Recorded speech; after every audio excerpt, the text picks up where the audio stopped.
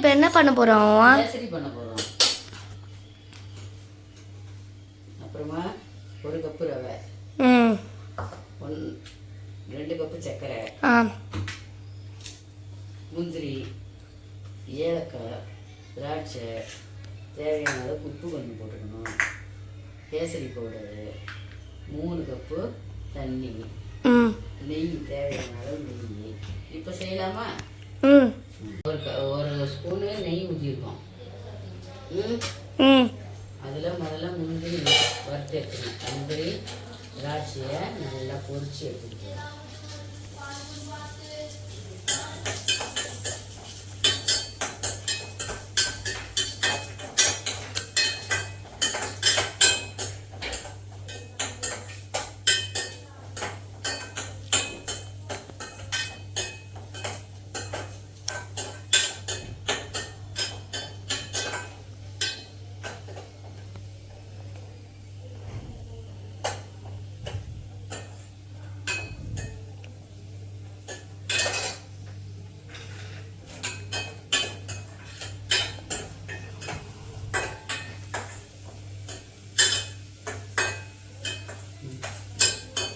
செஞ்சிச்சா இது ஒரு தட்டில் வர வைக்கலாம்.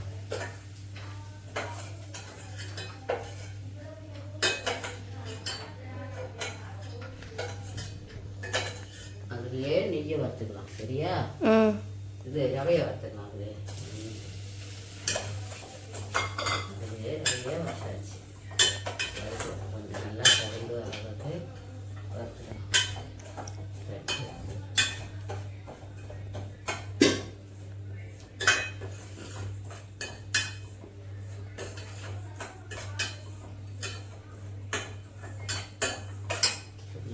தட்டி எடுத்துக்கிட்டா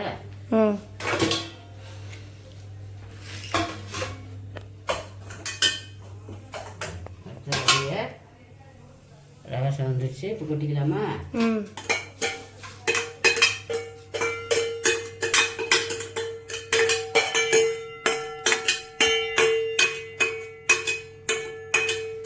இப்போ தேவையான அளவுக்கு தண்ணி.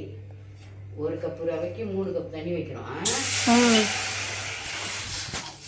1 கப்பு ரவை 3 கப்பு தண்ணி. தண்ணி எல்லாம் ஊற்றினா நல்லது, நல்லா இருக்கும்.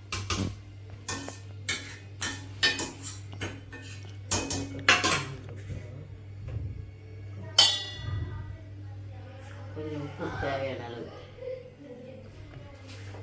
எவ்வளோ ஸ்பூன் வரும் உப்பு? ஒரு சிட்டிக்கை போட்டோமா? தண்ணி கொஞ்சம் ஊற்றிக்கினா நல்லா இருக்கும். ஊற்றட்டுமா? கொஞ்சம் தண்ணி எவ்வளோ ஊற்றணும் அவ்வளோ நல்லா இருக்கும். எடுத்து வச்சுக்கணும். அது கொதி வரும்போது இப்போது சர்க்கரை இது ஒன்றா மிக்ஸ் பண்ணிடுறேன். எத்தனை கப் சர்க்கரை? 1 கப் ரவை 2 கப்பு சர்க்கரை மிக்ஸ் பண்ணிடுச்சா?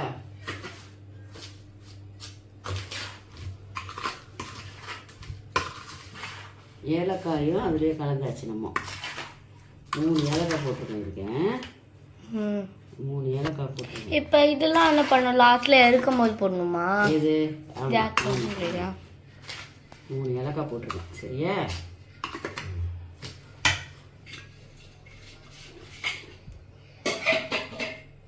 இப்போ நெய்யை எடுத்துக்கணும். அது கொதி வந்த பிறகு கேசரி பவுடர் போடணும்.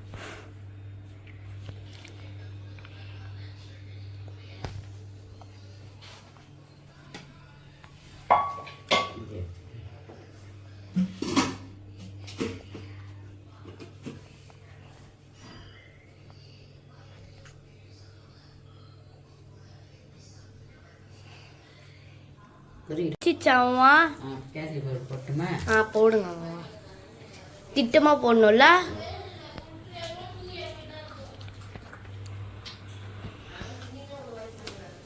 கொதிக்குது நல்லா. கேசரி பவுடர் போட்டுட்டு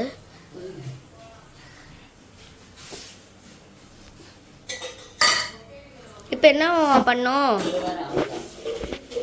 இப்போ கேசரியை கொட்டிடணுமா? கேசரியை கொட்டணுமா? கேசரி நம்ம ரவை போட்டால் தான் அது கேசரியா. அதான் கேசரியோட ரவையை கொட்டணுமான்னு கேட்குறேன். வந்து சீக்கிரம் கொட்டுங்க அம்மா. கொட்டலாம் அம்மா. கொட்டியாச்சு.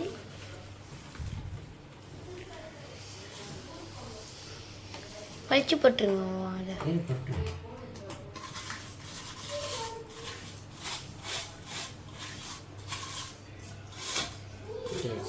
கொட்டியாச்சு. எவ்வளோ சார் நல்லா டார்க் கலரில் இருக்கு. இப்போ என்ன பண்ணோம்?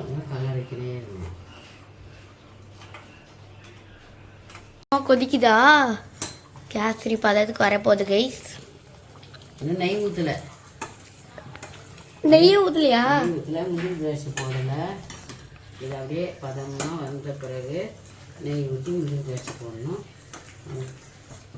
பதத்துக்கு வரப்போகுது. பாலை ரெடி பண்ணி ஒருத்தருக்கு பூஸ்ட்டு ஒருத்தருக்கு காஃபி போடுவோம். அதுக்கப்புறம் அதுக்கு உப்புண்டே ரெடி ஆகிடும். உப்பு உடைக்கி சூப்பராக சுட சுட நல்லா கற்றுக்கிட்டேன். சத்தாமானாங்களாம் வந்தால் மட்டும்தான் இந்த மாதிரி செஞ்சு போடுறீங்கல்ல. நான் ஒண்டிக்கு என்னத்தை செய்யலையா? அதே அப்படி வீடியோ தெரியும் நான் சொல்கிறத பாருமா. இன்னும் கொஞ்சம் திக்கு வரட்டும். அப்புறம் நெய்யை நிறைய ஊற்றி சில்வர் கடை தான் அழகாக இருக்கு. நீ அதிலே எடுக்கலாம். எப்படி இருக்கு பாருங்களேன். கொஞ்ச நேரம் அப்படியே விட்டுறணும். அப்புறமா லாஸ்ட்டில் நம்ம எப்படி இருக்குன்னு பார்க்கலாம்.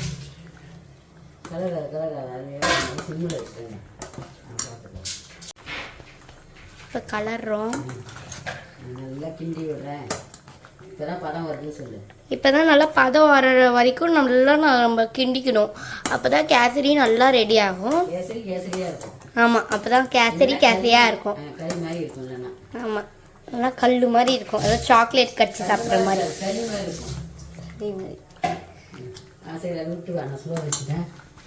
நல்லா கிண்டிட்டு இன்னும் முடியலையா அது? கொஞ்சமே நெய் ஊற்றணும். சரி, நெய் உள்ளே போயிடுச்சு. நெய் போதும் போதும். நெய் உள்ளே போயிடுச்சு. நெய் இல்லை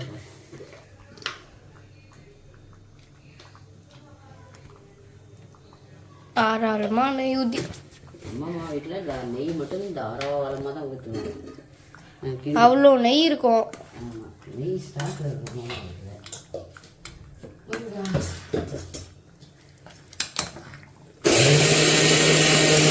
இப்படி வந்திருக்கு பாருங்களேன். சொல்லுவாங்க ஒரு படத்தில் கேசரியில் அந்த நெய் டக்கு டக்கு டக்குன்னு அப்படி இருந்தால் தான் நல்லா இருக்குமா? இறக்கிடலாமா? அந்த ஏரி இது பண்ணிட்டு மேலே வரணும். கேசரி ரெடி ஆகுமா? இல்லை அக்ஷயா, போக்ஷா. எத்தனை பேர் நெய் தெரியுது? கிண்டு பாரு, இவ்வளோ திக்காக வந்திருக்கு. கேசரி அல்வா ரெடி.